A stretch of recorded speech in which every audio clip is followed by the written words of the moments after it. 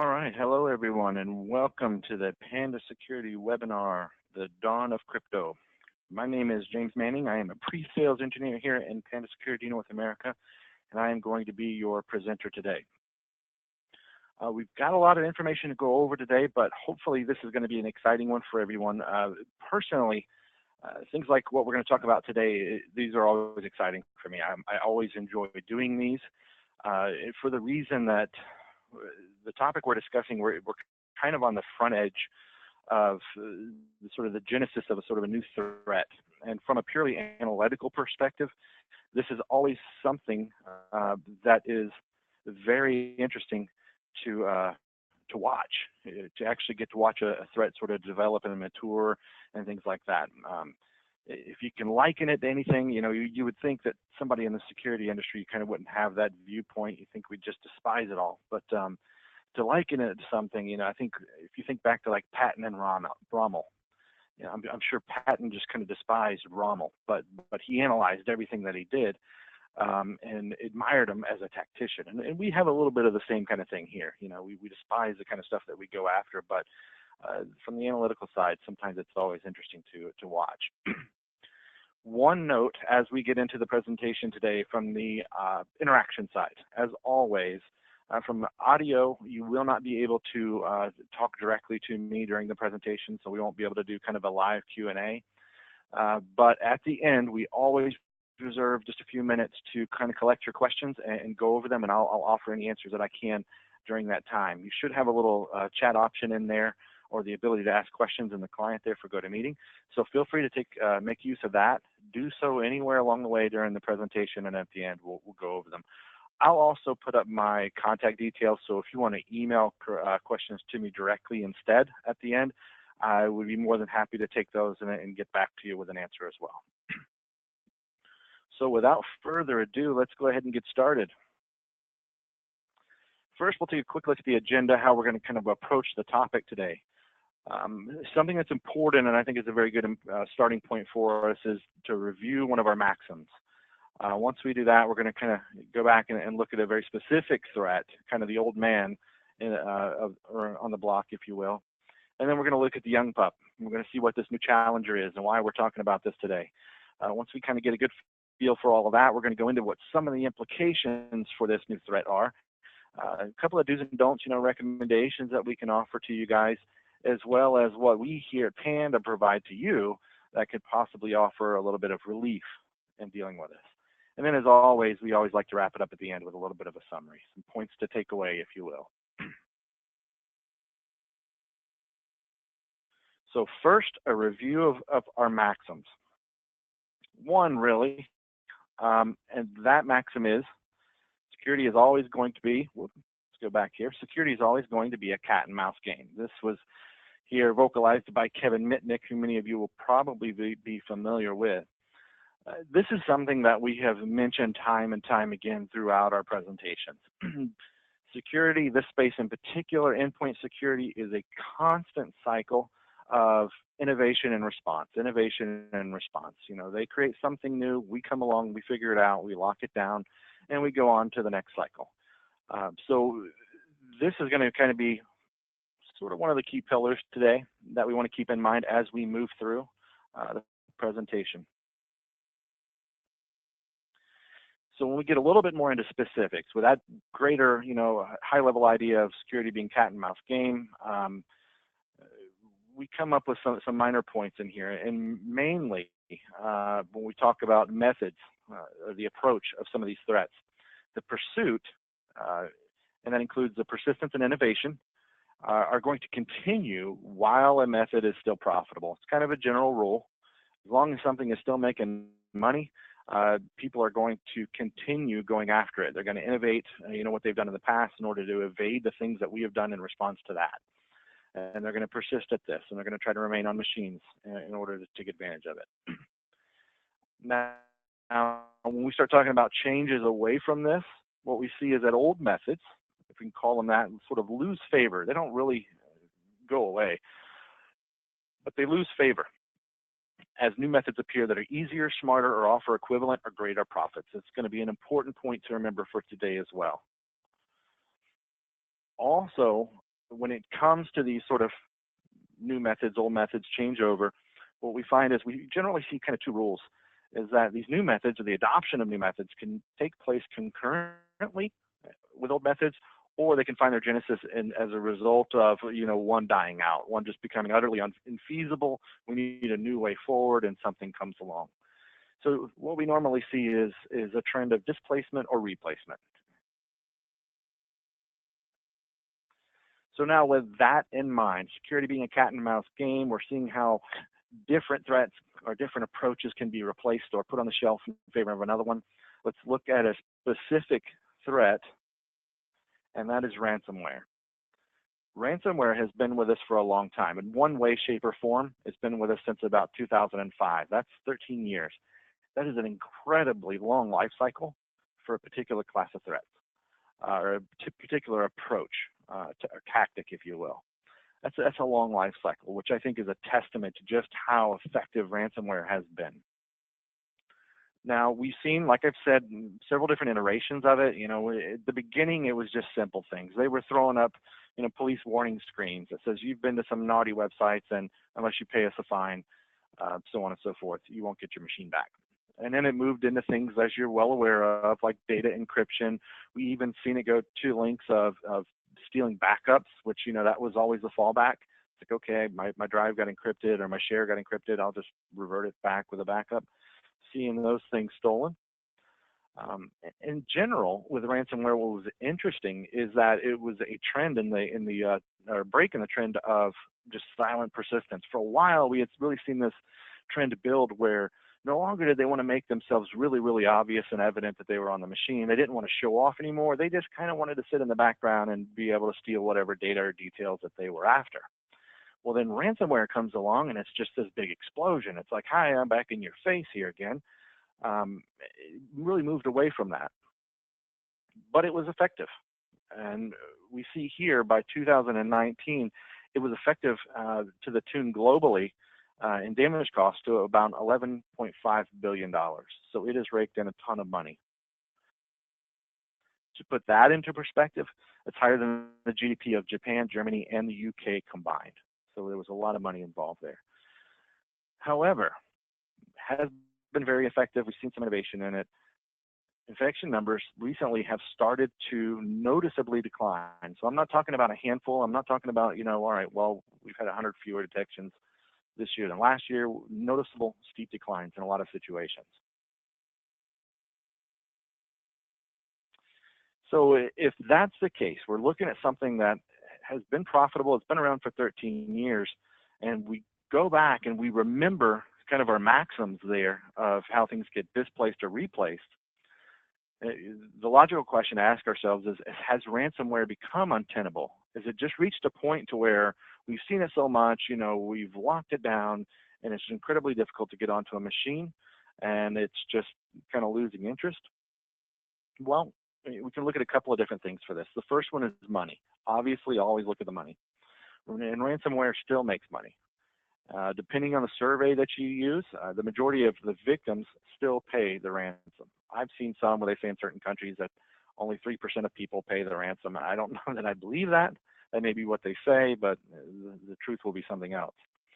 So by and large, a lot of people still pay that ransom. And then there's this social engineering aspect of it. This is one reason why ransomware was so effective. Us, people, human beings, are the weak link often in these equations. And that was the case in a lot of instances with ransomware. As I have here, as long as there's still lunch ladies out there that believe that they are responsible for the shipping invoices for their organization, things like ransomware are going to continue to be successful. As long as they just blatantly open something that they have no business opening, opening attachments, running files, and things like that, these things are going to happen. And from a technological perspective, normally when something's untenable, what you're going to see is a lack of innovation. They've kind of done what they're going to do or what they can do with that particular approach, and it just kind of dies out a little bit. But even with ransomware recently, we've seen innovations, what they call ransom worms. In other words, they're taking and combining threats or tactics, using tools such as the Eternal Blue. And utilizing that to spread ransomware throughout an organization, just like a worm. So the innovation was there, the money was still there, it was still feasible, obviously, to do these things. And if that's the case, why the postmortem? Why are we talking about, remember how different threats by rule tend to kind of fade out, and security being a cat and mouse game, and ransomware, we're seeing a decline. Why all this talk like it's a postmortem? Well, as promised, that's because we kind of have a new challenger, a young pup, as I said, coming into the space. If you have not heard of it, you will. You're going to hear a lot more about it. It's going to become a lot more common. And that new threat is called cryptomining. Some of you are going to be familiar with it already. Now, when we start talking about cryptomining, there's kind of a lot to unpack. You got to look at the good side. You got to start out on the high street before you get down into the back alleys, if you will. There's a lot of legitimate parts to this that we really kind of need to cover, so you get a firm grasp of what cryptomining is, what it involves, and so on. Once you understand that, we can look at how it's being manipulated and abused and why that's a concern to you. So a good starting point for understanding all of this is with cryptocurrency. That picture should probably tell you all you need to know. What is cryptocurrency? This is a fundamental unit in this discussion. Cryptocurrency is a digital asset that's designed to work as a medium of exchange. It also uses cryptography to secure the transactions. What does that mean? Basically, it's digital money. That's what we're talking about here. Structurally, cryptocurrency offers decentralized control and uses blockchains as distributed ledgers. Those two things, decentralized control, distributed ledgers, those are often very attractive points for a lot of people. A lot of people wanted a method of currency where they can go out and they can buy things without having a paper trail behind them. They want that anonymity. They don't want a central bank holding on to all their money at any given time. So that was attractive for a lot of people. Now, we mentioned blockchains here as distributed ledgers. What are they? Well, blockchains fundamentally are basically a continuously growing list of records which are linked.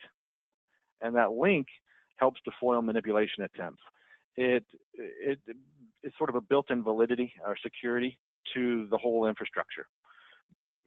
They're linked through the use of hashes. So you have one blockchain, you can compute a hash against that. It gets linked to another blockchain or another transaction in the blockchain, and it embeds the hash from the previous one in there. So what happens is you can't go through and modify a set of records without modifying that hash. And in order, if you go in and modify that hash, you got to go to the next link in the chain. You got to modify the hash there as well. So it makes it incredibly difficult to modify. Now, as far as breadth, how broad is this? Is this something that is really kind of obscure? There's one or two different versions of this out there. At the time I put this together, this was probably a month or two ago, there are currently about 1,600 different cryptocurrencies in existence.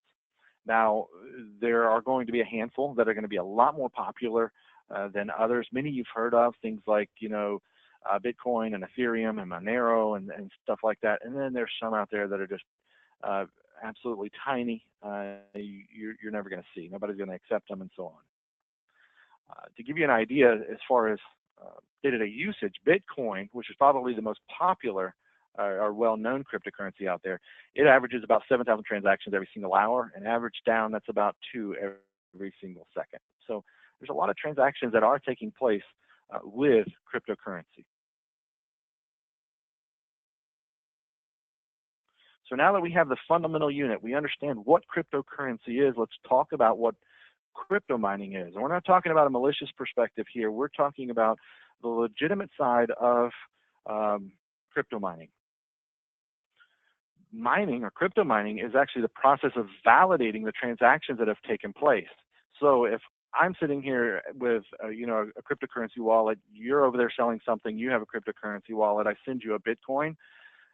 Mining is a process that validates that transaction takes place, and it makes sure that I can't use that same Bitcoin to go over here to this other guy and buy something else as well, and make sure the other guy has received his.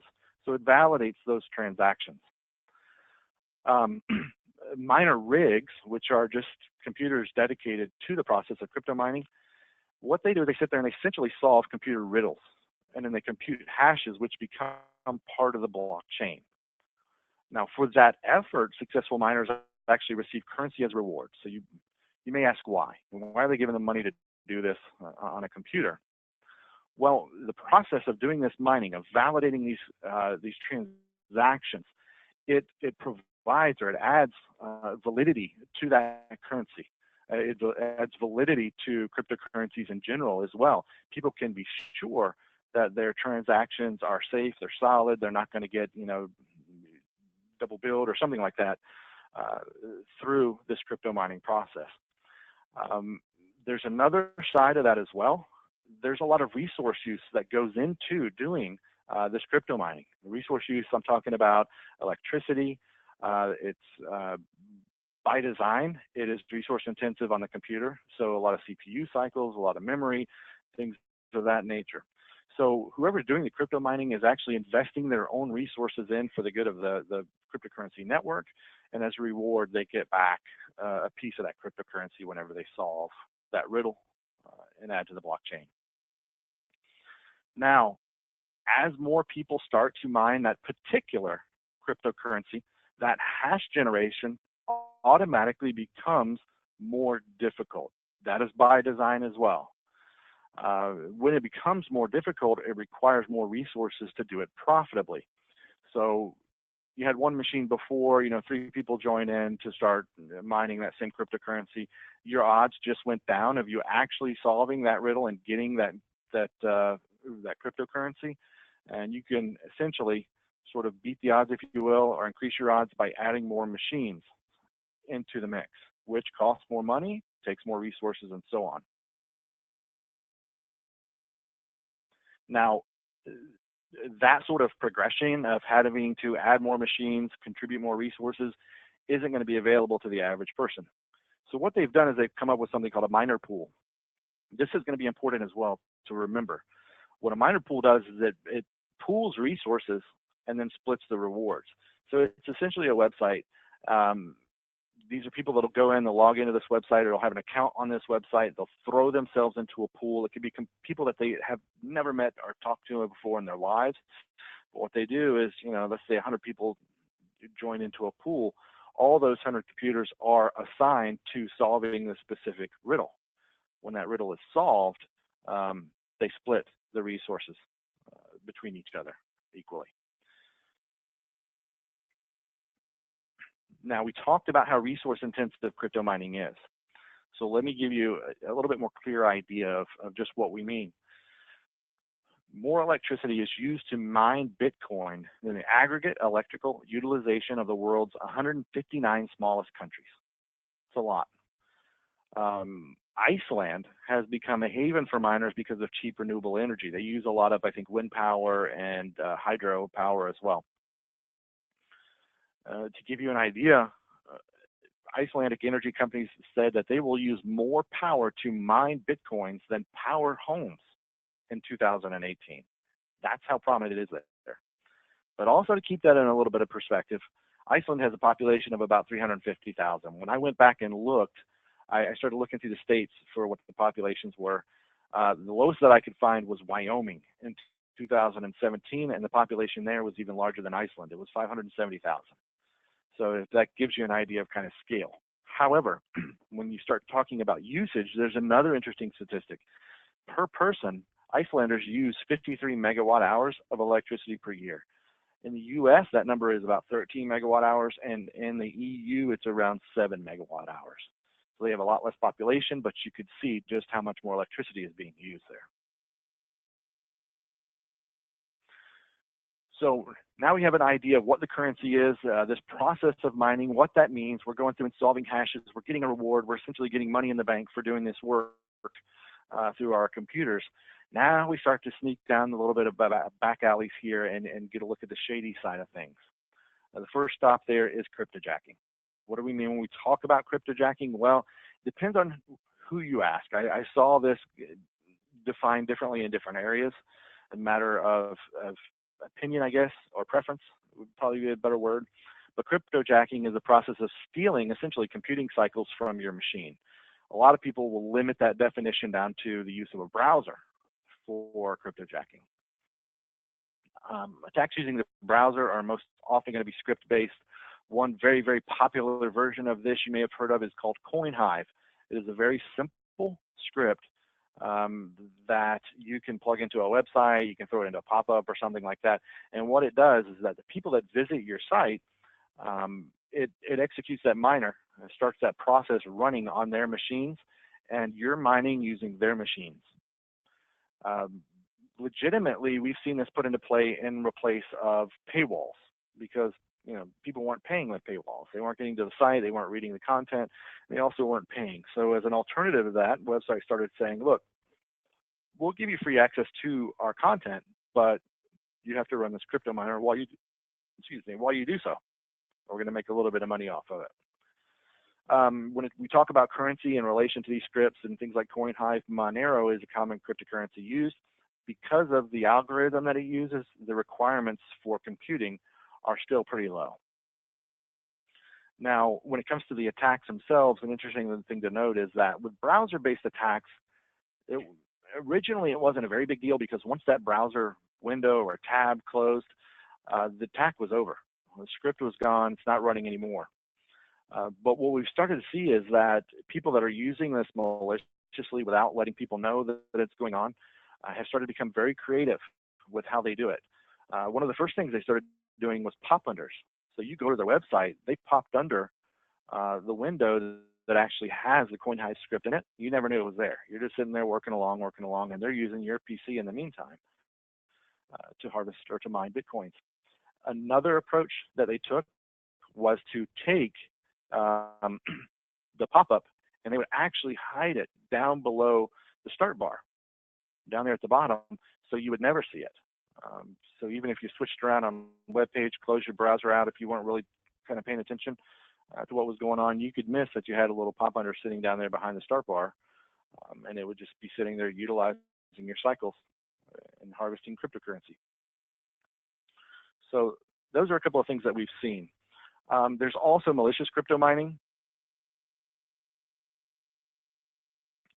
And when I mention this, we're largely talking about those instances where we actually have sort of a binary that comes into play, and we see really kind of two versions of this.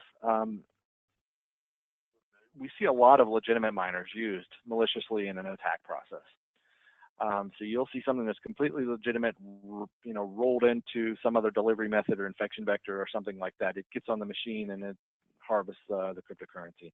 But we also see people going to the links of actually building their own crypto miner, so custom crypto miners. They code their own, they distribute it out there and go about their business. So those are sort of the two ways that we see it utilized on the binary side.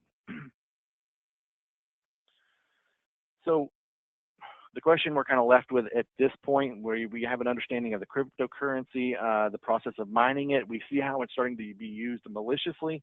The question is, why is it happening? Why is this becoming so attractive when you have such a heavyweight back there like ransomware that is obviously effective and has some proven methods for getting out there?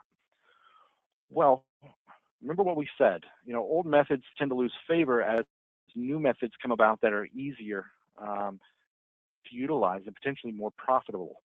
Largely, that's what we're seeing here. When we talk about crypto mining, this is something that just simply makes more sense in a lot of different areas. For one, it's easier for an attacker to manage versus a ransomware. So if you think about it with ransomware, they have to, they have to have the ransomware variant itself. They have to either, number one, rent out a botnet so that they can spam all these different things out there. They have to create or infect their own botnet so they can use it for distribution, or they have to find some other way to mass mail out this particular email, social engineering in there, the variant attached, and hope somebody gets in and actually runs that file. And that doesn't end it. After that thing runs, it infects the machine and encrypts the drive. Then comes the process of getting your reward. You have to hope that person has the ability to go and actually set up a Bitcoin account, throw some money in there. They're going to be able to successfully send that off to you. Then you got to manage the whole transaction with the key to decrypt the data if you want to go that route. So there's a lot of little hurdles there. There's a lot of steps along the way to finally getting your payout. Not necessarily the case with crypto mining. As we said before, this is something that is ideal for botnets, and we factor in the simplicity that we just talked about there. If you're somebody that already has a botnet, think back to when we were talking about mining pools. It's ideal for that. If you've got a botnet of 100,000 machines, if you can infect all 100,000 of those machines with a crypto miner, throw those machines into a miner pool, you've got a massive army of machines that are going to be able to sit there, devote resources to solving these hashes and getting your payout. So it just makes sense. Botnets are old hat. You know, this is not something new. Two others, it's not as destructive because there's no encryption of the data. And in a sense, that's good. With crypto mining, they kind of want to be quiet, and it serves that purpose. But there's another aspect of that. When you have something like ransomware, something that is in your face, incredibly destructive, it's going to garner a lot of attention, not only from the people that are getting infected, but also from security firms. That's going to be what they jump on. You know, people are going to want answers. There's going to be a high damage level. This is something that is going to get a lot of resources devoted to it, and that just means you have security companies' attention. So they're going to be watching everything that you do, and you're eventually going to get locked down a lot faster, potentially.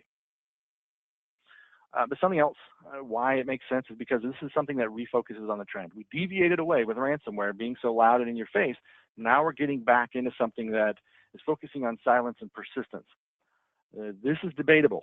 I've had this conversation with others, and I have to put the caveat in here that it refocuses on the trend if they do it right. You know, if you drop a crypto miner on a machine and it's unthrottled and it's just going to use max potential, it's going to be kind of obvious that something's going wrong. The user's not going to be able to do anything. The CPU is going to be spiked, memory is going to be spiked, and somebody's going to be taking a look at it to find out what's wrong. So if it's done right, then the ability to be silent and to be persistent is there. And then the last part of that is we're in an interesting phase when it comes to security companies, is the AV question. When we initially started looking at this presentation, there was really not much of a standard detection process or approach in a lot of cases. There's not a unified or an agreed upon or standardized way of saying, all right, we're all going to do this against crypto miners. I think it was still kind of up in the air about the best way to approach it. And why is that? Well, if you think back to the malicious crypto miners, there's legitimate versions at play. And people actually go out and they use these crypto miners in a legitimate sense. Remember, they're contributing to the crypto network. They're validating these transactions and they're getting a reward for it. There's nothing wrong with that. Completely legitimate application being used. So there's always the tricky question of how do you differentiate? How do we want to approach this, and so on. So while that question is still being decided, it's sort of an ideal phase, an early phase for an attacker to take advantage of.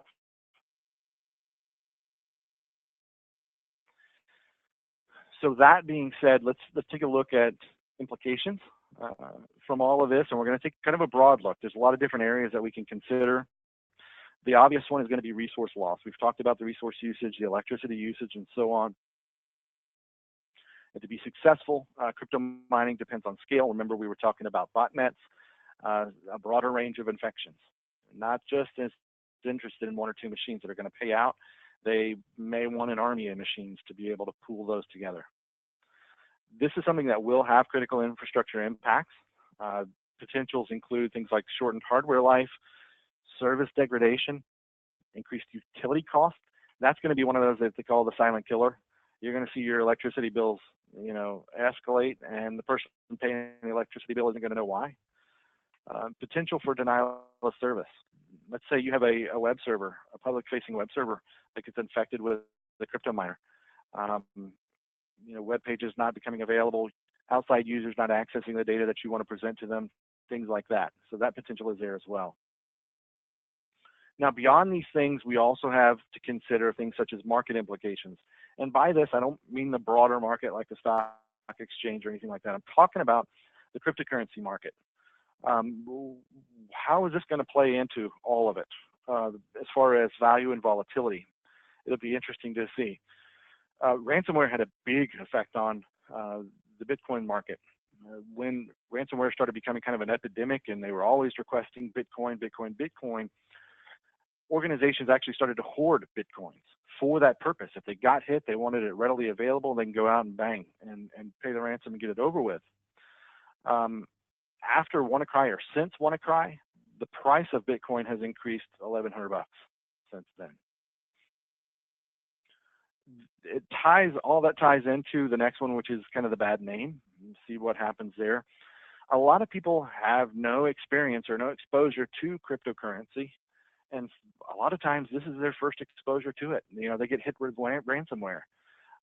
Maybe let's say they just got hit with ransomware. Now they're going to turn around and they're going to go through some cryptojacking, where the resources are getting used up. You know, so if this is the first exposure repeatedly for people, what kind of effect is that going to have on the viability of the currency itself?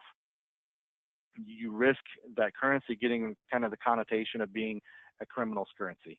And it has the potential to push people away from using it. So, you know, all I know about this stuff is that's what I had to pay when I got infected with ransomware, and that's what they were burning up my machine for. It was to get that. You know, I don't have no need for it. Another big part of this is going to be regulation. Global de-anonymization.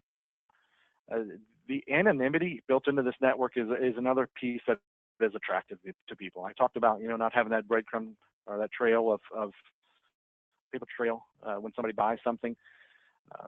The anonymity there is important for a lot of people.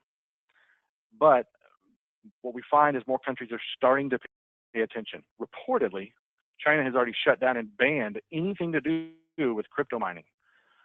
So crypto mining rigs, anything like that, you're no longer allowed to utilize those. Ideologically, it kind of makes sense for China, but you know, we'll see. I don't know that I believe that entirely.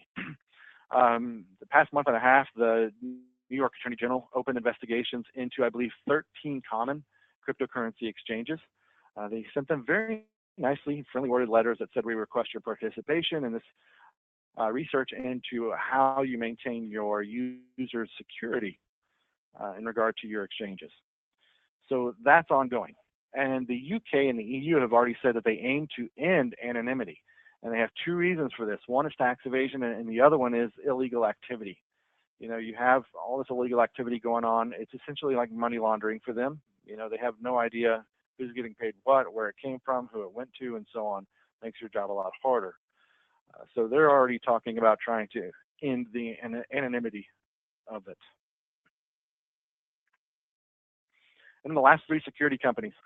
We talked about, you know, we're in that unique phase where there isn't standardization. So you know, this may very well lead to something where we potentially address everything, all miners as potentially unwanted programs. Just to sort of illustrate the fact that you have this running on your machine. You may very well know about it, but you may not. Ransomware, is this something that's going to go away? No, I don't think so. Like I said, you know, old methods don't die. They just kind of get put on the shelves. Somebody's always going to utilize it. It's always going to be out there. The positives, if we can pull away any positives from this, less direct impact on data loss, so you don't have your data getting encrypted, less direct financial impact per compromise. We still have the indirect financial impact through resource usage and so on. And hardware failure is going to be more easily endured than the loss of your data or backups being stolen through ransomware and so on.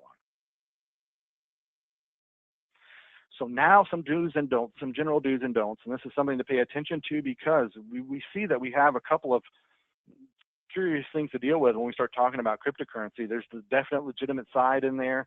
So how are we going to handle this? Two big don'ts. Of course, don't rely on just traditional antivirus to solve the problem alone. The reason is, we just mentioned it, legitimate versions have been used in attacks. Beyond that, JavaScript-based attacks, CoinHive, we're talking about scripts that get embedded into browsers.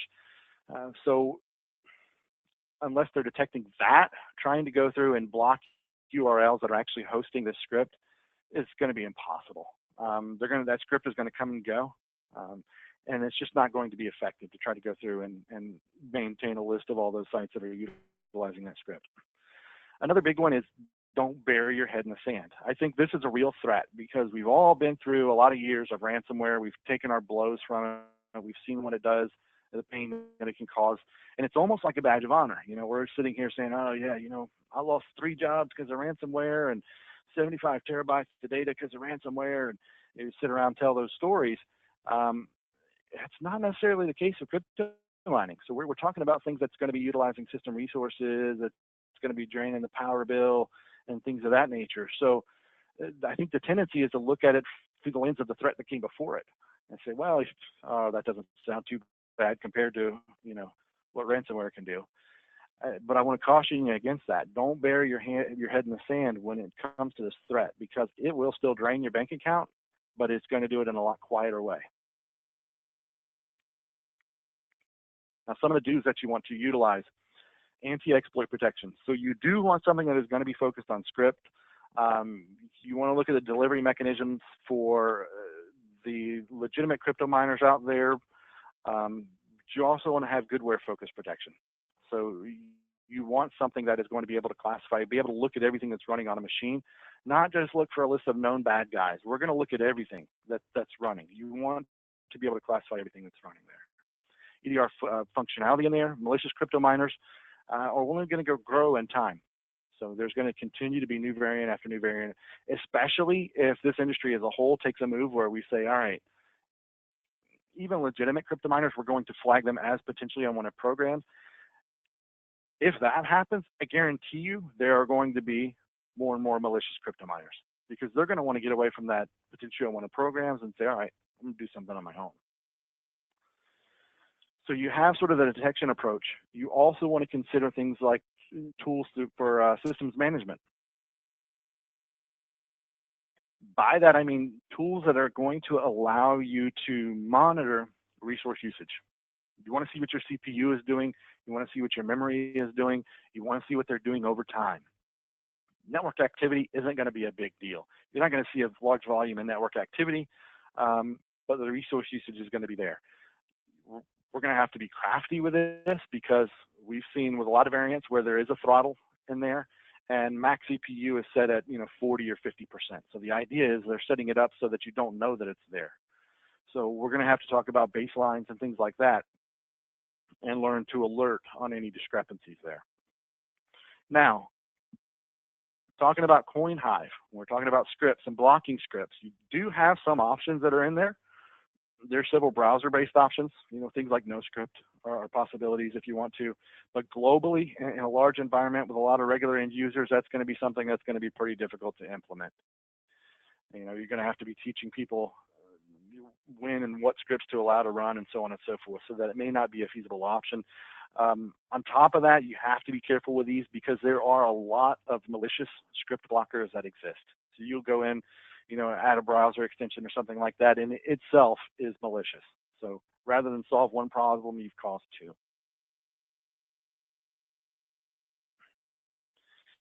So how can Panda help? As we said before, you want to be focused on anti-exploit features. We can do that. We can provide that for you through our Adaptive Defense 360 product. It is designed to detect any anomalous usage of legitimate applications for nefarious purposes. Offers protection against fileless attacks, process injections, PowerShell injections, the whole 9 yards. You also have the managed classification that comes in Adaptive Defense 360 for all the processes that are running on a machine. Full forensic detail of activity, and this is constant monitoring and continuous classification. So this isn't something where we say, yep, this guy's a good guy, put it on the shelf.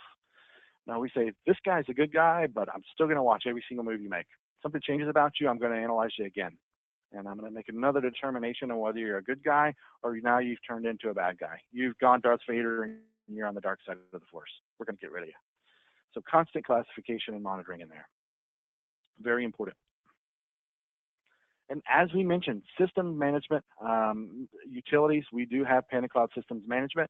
Provides you with monitors, but also alerts. There's multiple hardware, software, and resource monitors. So you can watch for things like drive failures and so on, software installations. You can also look, as you see here, A CPU monitor. You're looking to see if your CPU spikes beyond a certain level for a certain amount of time.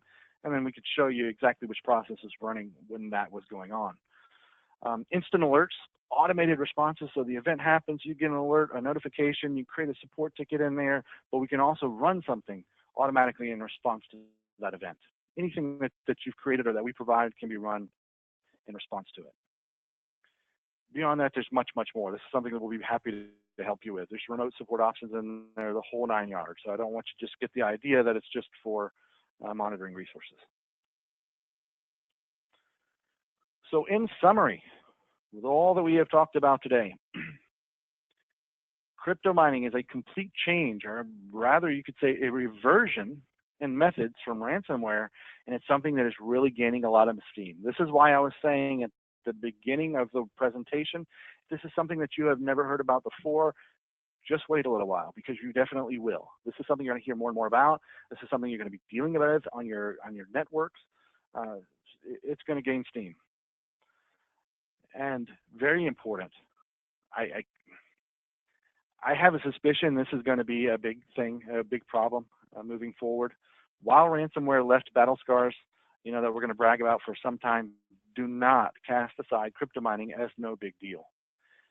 Ransomware was obvious when it hit. You knew a machine was infected. You knew data was encrypted. Crypto mining won't be the same thing, not necessarily. Potentially yes, but not necessarily. When you're trying to figure out why your drives are failing, or why users can't get to a website, or why is my power bill going up, crypto mining may very well be a contributing factor in those problems. So always get this in your mind right now, keep it in the front of your mind, get used to it, get familiar with it, and be prepared to look for it. For the time being, as I said, there is some uncertainty on approach when dealing with crypto mining. Got a lot of legitimate versions out there. For the time being, protecting against crypto mining is going to be a multi-pronged approach. So make sure you are up to the challenge. You've got a lot of script-based approaches where you're embedding stuff in websites. You've got legitimate versions that are out there. So we need to take the tools that allow us to identify all the possible symptoms and start flagging on those things. We want to watch our resources. We want to look at baselines. We want to be careful about the scripts that we're allowing to run. We need to classify everything that's running on the machine. We need to make sure things like, PowerShell and so on isn't being used illegitimately to deliver things to our machines. This is something that you want to get a good, broad grasp on of how you're currently dealing with, whether or not it's going to be appropriate, and make whatever modification that you need to moving forward. And with that, I will open up the floor to everyone. If you have any questions, just throw them in there for me. I'm going to take a couple of minutes here, allow those to come in, and then we will spend a little bit of time going over those. Also, my contact information is right up there on the screen. There's my email address, so take note of that if you like, and feel free to send an email in to me, and I'll be more than happy to send a response back over to you.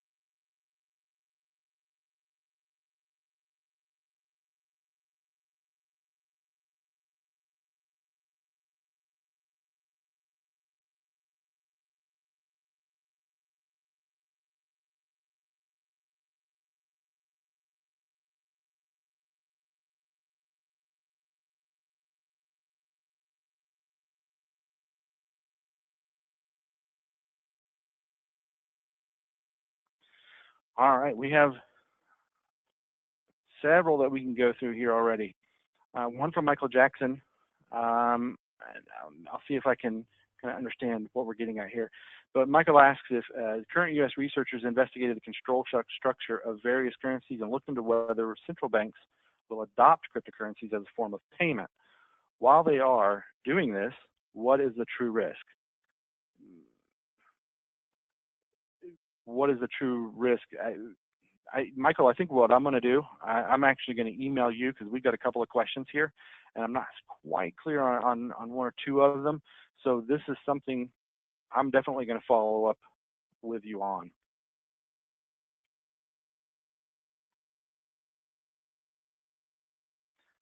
So Michael says, some feel it is naive to expect central bank cryptocurrencies. It makes little sense for central banks to issue cryptocurrencies, even though it would be straightforward from a technological point of view to do so. Was your position?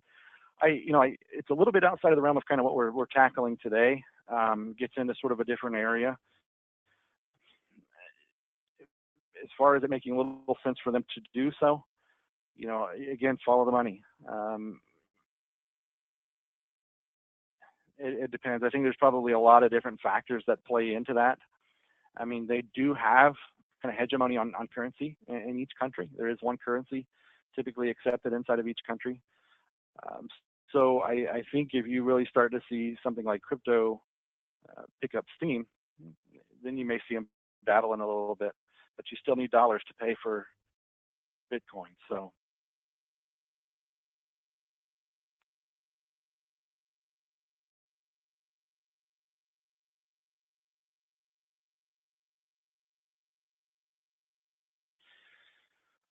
next is, should we just do zero trust? Even this has risk because a safe site can be impacted by their users unknowingly.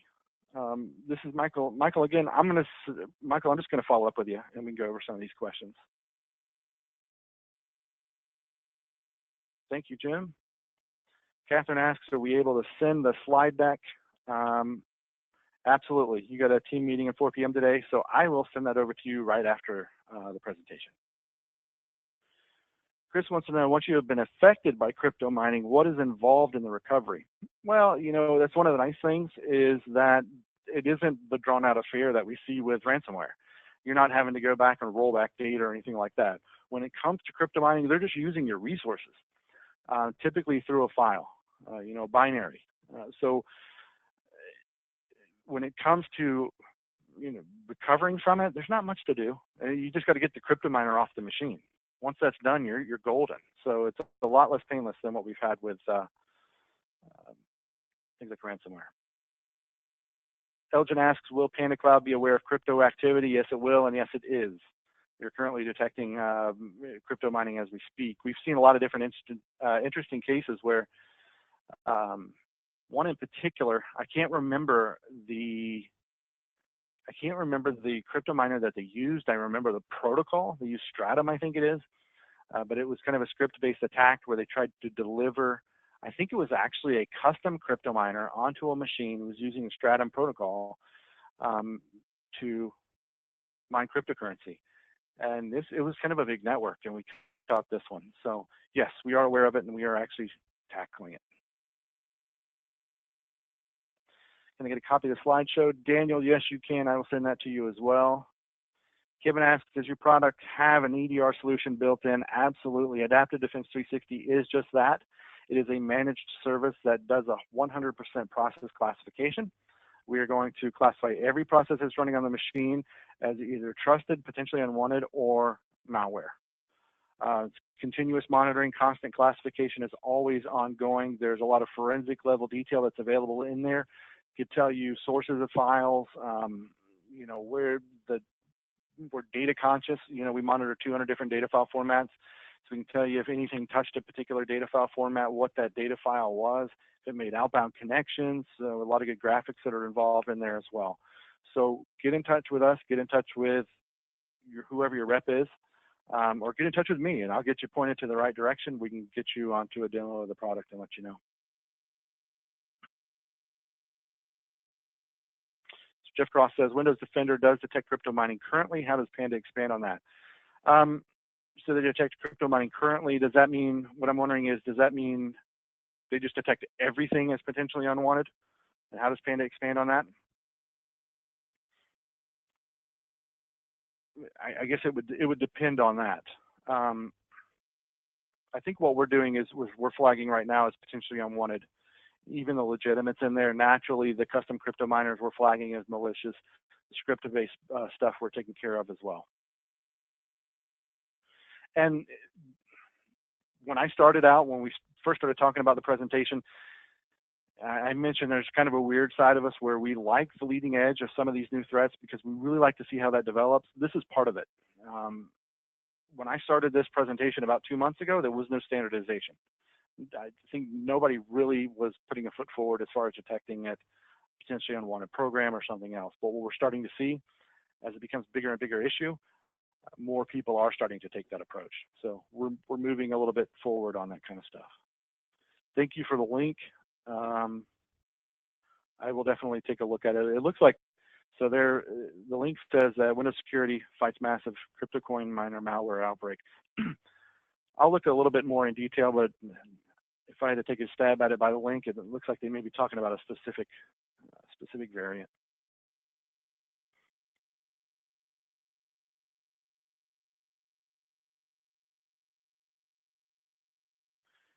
John, yes, I will. I'll send that over to you as well.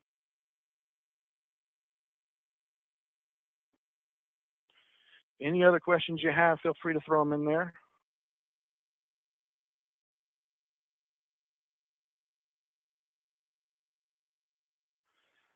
Jeff, what do you mean when you say, I'm assuming Panda has more in-depth control for the user? From a security perspective, when we're talking about our product, we have a lot more in-depth control for the admin. The user depends on how you want to approach it. You can have a version where the user isn't allowed to do anything. They just get a notification that something's happened, or if you want to, you can actually give them a little bit of control and allow them to run stuff that we've blocked for classification purposes.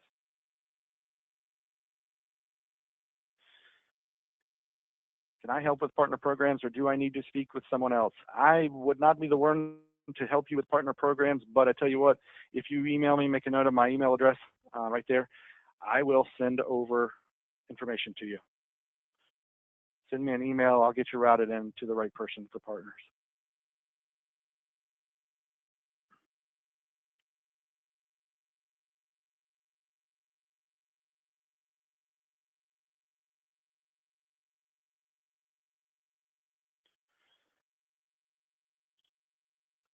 All right.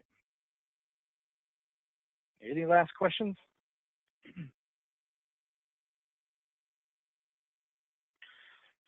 All right, I want to thank you all for attending today. I want to thank you all very much for participating. We had a whole lot of questions today. That was really great to see. I always enjoy that. Thank you a lot for all coming in. Had a very good turnout today. I hope you found it helpful and interesting. If you have any questions, again, feel free to email me. I'll be happy to help you out. Once again, from Panda Security, thank you for attending, and we'll be looking forward to presentations with you in the future. Thank you.